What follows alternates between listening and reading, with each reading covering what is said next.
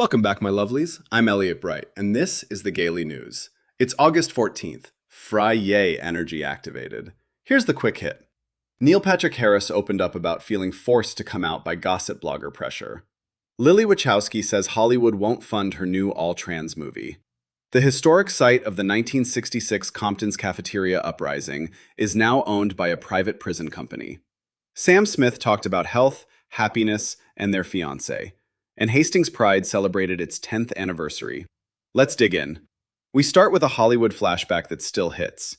Neil Patrick Harris sat down on a podcast and talked about the mid-2000s moment when he felt the walls closing in.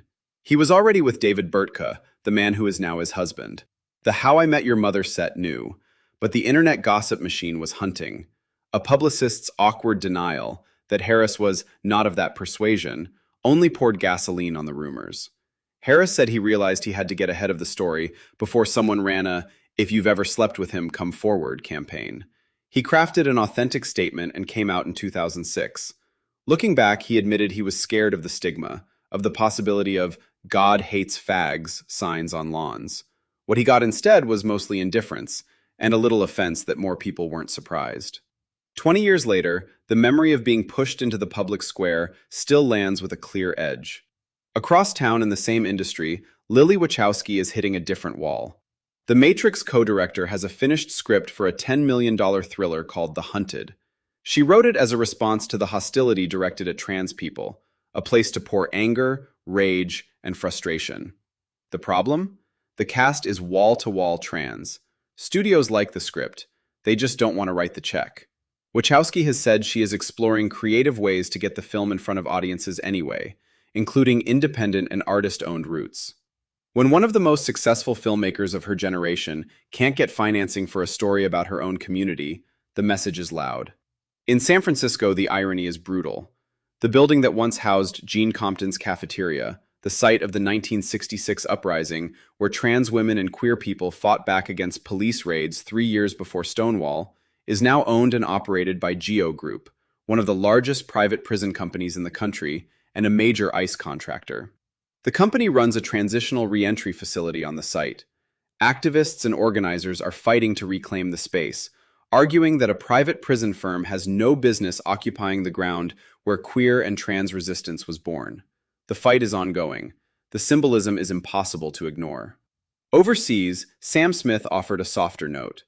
In a new interview, the singer spoke about the loneliness of being a young queer artist and the long road to feeling healthier and happier.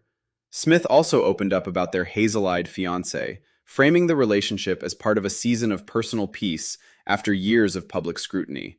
In a culture that still loves to consume queer pain, hearing someone talk about finding steady ground lands like a quiet win. And finally, a proper celebration.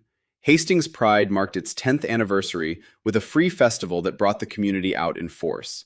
Performers including Honeys and Drag with No Name helped turn the day into a joyful, unapologetic party. 10 years of showing up, claiming space, and refusing to make themselves smaller. That kind of consistency is its own form of resistance. That's the landscape on this Friday. An actor still carrying the weight of being forced into the spotlight. A major director told her trans story is too trans for Hollywood money. A sacred site of queer uprising now under private prison ownership.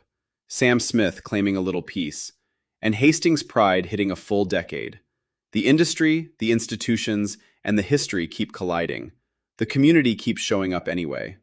Thank you for spending this time with the Gaily News. I'm Elliot Bright.